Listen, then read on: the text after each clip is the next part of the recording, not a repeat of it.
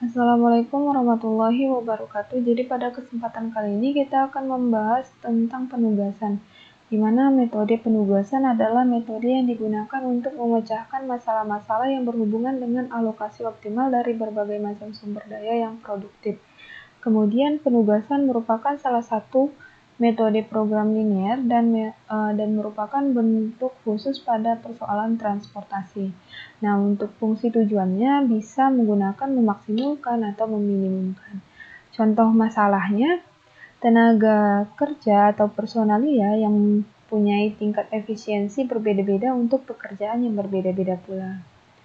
Kemudian, metode penugasan disebut juga sebagai metode Hungarian, di mana memiliki persyaratan yang pertama adalah jumlah kolom atau sumber daya harus sama dengan jumlah baris atau tugas yang harus diselesaikan. Nah, seperti misalnya kalian mendapatkan contoh kasus dalam soal. Jadi dalam soal itu terdapat tabel. Nah, pada tabel ada yang namanya sumber daya dan ada juga tugas. Nah, jumlah kolom tabel dan jumlah baris tugas itu sama. Kemudian yang syarat kedua, setiap sumber daya hanya dapat mengerjakan satu tugas. Ibaratnya seperti ini. Jika sumber daya yang kita gunakan adalah manusia, maka manusia hanya mengerjakan satu tugas. Apabila sumber dayanya kita gunakan adalah mesin, maka mesin tersebut hanya dapat mengerjakan satu tugas atau satu kegiatan. Kemudian untuk kasus yang tidak normal, itu bisa menggunakan syarat yang ketiga, di mana apabila jumlah sumber daya tidak sama dengan jumlah tugas atau sebaliknya, maka ditambahkan variabel dummy worker atau dummy job. Oke, untuk yang lain-lain bisa dibaca sendiri. Langsung ke contoh kasusnya. Di sini ada contoh kasus yang pertama. Pada sebuah bengkel tersedia 4 orang mekanik yang harus ditempatkan pada 4 bengkel yang ada. Nah, satu mekanik itu untuk satu bengkel. Pemilik bengkel telah memperoleh data nilai prestasi keempat mekanik pada keempat bengkel sebagai berikut.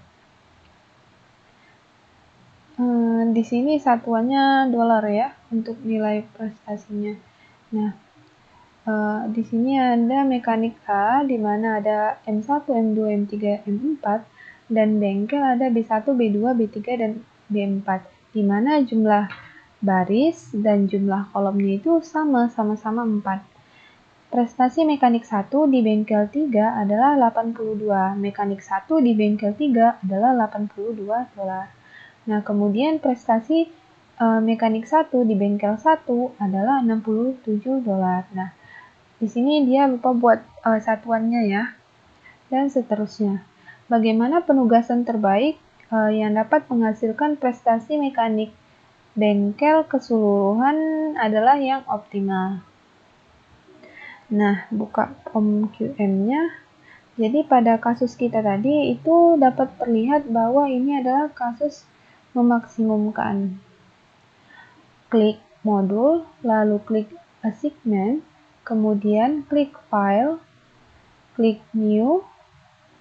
Di number of job dan number of mesinnya ini kan dia memiliki jumlah baris dan kolom yang sama, maka kita buat dia sama. Ini tadi, ini dan ini ke bawah sama-sama 4. Kemudian untuk objektifnya itu maximize, kemudian klik OK. Nah, di sini bisa kita ketikkan yaitu B1, B2, B3, dan B4. Kemudian di sini M1, M2, M3, dan M4.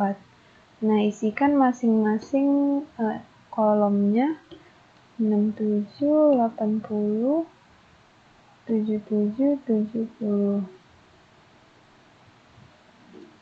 76, 70, 68, 3.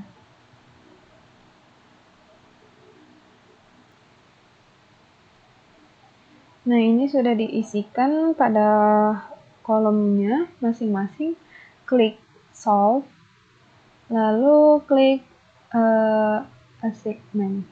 Nah, di sini akan muncul untuk output assignment-nya. Nah, di sini untuk interpretasinya bisa kita interpretasikan seperti ini. Berdasarkan output assignment di atas, dapat dilihat bahwa nilai prestasi optimal sebesar $310. Setiap satu mekanik hanya dapat mengerjakan satu bengkel, di mana mekanik 1 mengerjakan di bengkel 3 dengan nilai prestasi yaitu $82. Kemudian mekanik 2 mengerjakan di bengkel 1 dengan nilai prestasi yaitu $80. Kemudian mekanik 3 mengerjakan di bengkel 2 dengan nilai optimalisasi yaitu 68. Kemudian mekanik 4 yaitu mengerjakan di bengkel 4 dengan nilai prestasi yaitu $80. Kemudian kembali kepada POM QM-nya, klik window, lalu klik marginal cost. Nah, di sini akan muncul tampilan marginal cost-nya.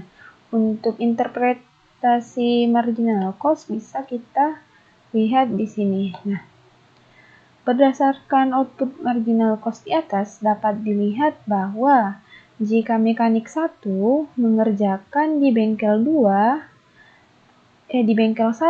dan bengkel 4, maka nilai prestasi akan berkurang masing-masing sebesar $19 dan $8. Jika mekanik 2 mengerjakan di bengkel 3, maka nilai prestasi akan berkurang sebesar $11. Kemudian jika mekanik 3 mengerjakan di bengkel 1 dan bengkel 3 dan bengkel 4, maka akan berkurang masing-masing sebesar $1, $4, dan $1. Kemudian jika mekanik 4 mengerjakan di bengkel 1, bengkel 2, dan bengkel 3, maka nilai prestasi masing-masing akan berkurang sebesar 13, 0, dan 1. Nah, untuk kasus meminimumkan, itu caranya sama aja. Untuk interpretasinya juga sama, dia seperti ini. Nah, seperti ini. Jadi pada laporan, saya rasa ini aja. Nanti untuk instruksi laporannya akan dijelaskan pada classroom. Oke, terima kasih. Mohon maaf atas segala kesalahan. Assalamualaikum warahmatullahi wabarakatuh.